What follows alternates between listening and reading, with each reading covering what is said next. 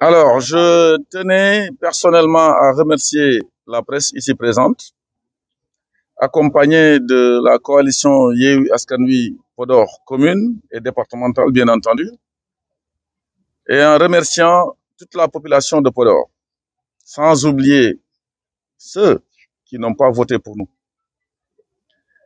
Podor est une ville, petite ville, par le nom, par la taille, mais pour des raisons historiques, les résultats qui se dégagent à Podor attirent l'attention de toute la communauté internationale. Nous étions seuls, je dis bien, dans ces élections locales, face à toute une équipe, machine gouvernementale et politique, dont, bien entendu, en premier lieu, le chef de l'État qui a dit qu'il interviendrait partout où Benno Bokk Yakaar aurait des difficultés, un milliardaire liquide, le Haut Conseil des collectivités territoriales. Nous avions également un ministre des Affaires étrangères dans cette affaire.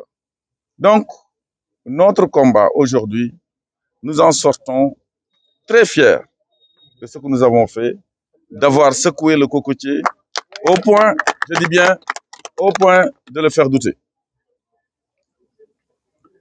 Ce sentiment de fierté nous anime au point que je remercierai encore une fois tous les sympathisants, tous les responsables, tous les leaders politiques de Yewwi Askan Wi, d'ici et au plan national, sans oublier les Podorois qui nous ont fait confiance et qui ont voté pour notre liste. Nous tombons certes les armes à la main, mais dignement. Nous ne sommes ni monnayables, ni achetables. Nous fonctionnons sur la base de conviction et de la dignité. L'argent facile a beaucoup coulé, aussi bien pendant la campagne que même en période où la campagne électorale et la propagande électorale étaient terminées, la nuit du vendredi.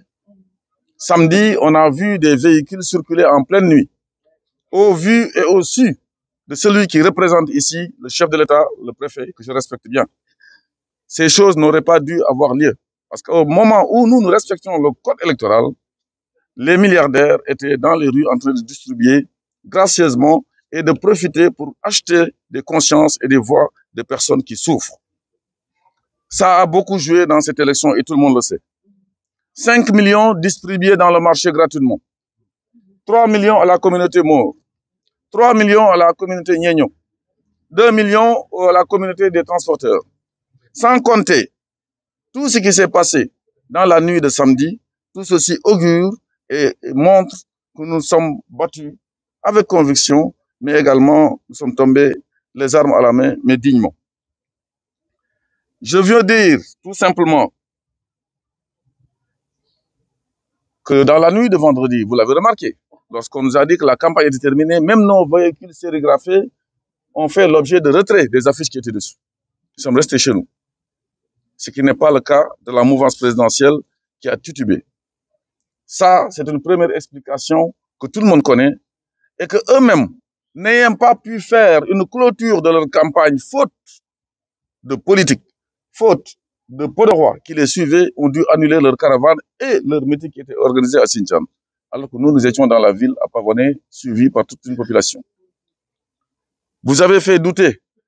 Et ils en sortent très mal et ils savent pourquoi. La deuxième explication, il y a eu un transfert massif, frauduleux, de votants, d'électeurs.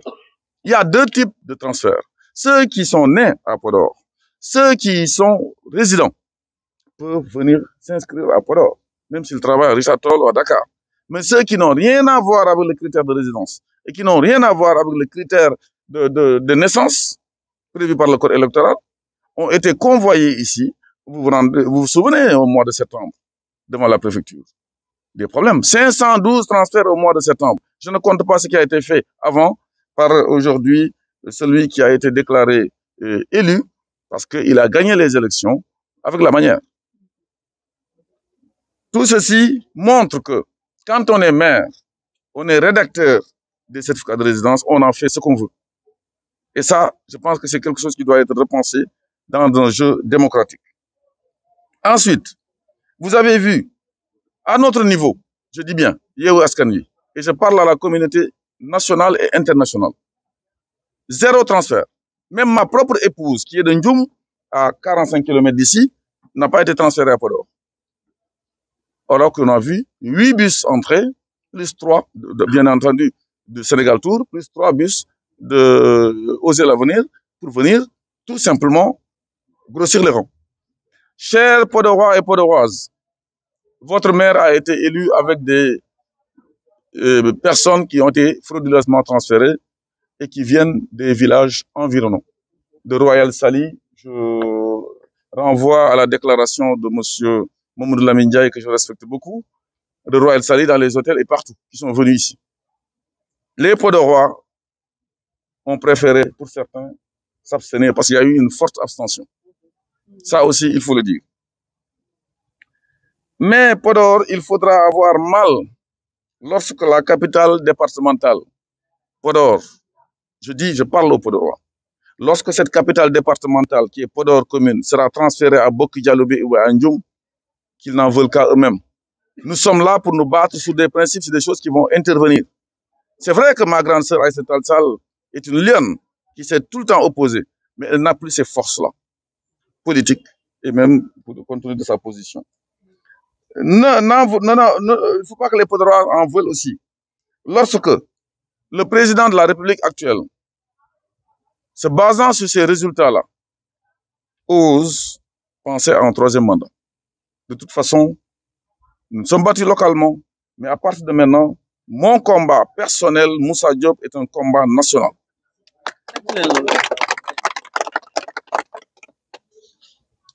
Nous avons pris bonne note, très bonne note, des promesses mirifiques, alléchantes, de l'autre camp, pour faire émerger Podor. Nous serons très vigilants pendant cette période-là pour voir ce qui va arriver. Je suis sûr, Ismaël, que si j'étais président de quelque chose, ou bien même milliardaire, c'est pas comme ça que Podor va se comporter. Oui. Je remercie vraiment toute l'équipe, les chefs religieux également qui nous ont accueillis. Parce que Podor a fait une campagne comme ce qui est souhaitable en matière électorale démocratique avec ce qu'on appelle une campagne électorale sans violence, ni verbale. On s'est limité à dire des vérités, sans aller plus haut, des vérités. Bon. Il n'y a pas eu de bagarre, il n'y a rien eu. Donc, bravo à tous les Podorois qui ont voté pour nous et ceux ou celles qui ont voté contre nous, parce que Podor, ben bop. Je vous remercie.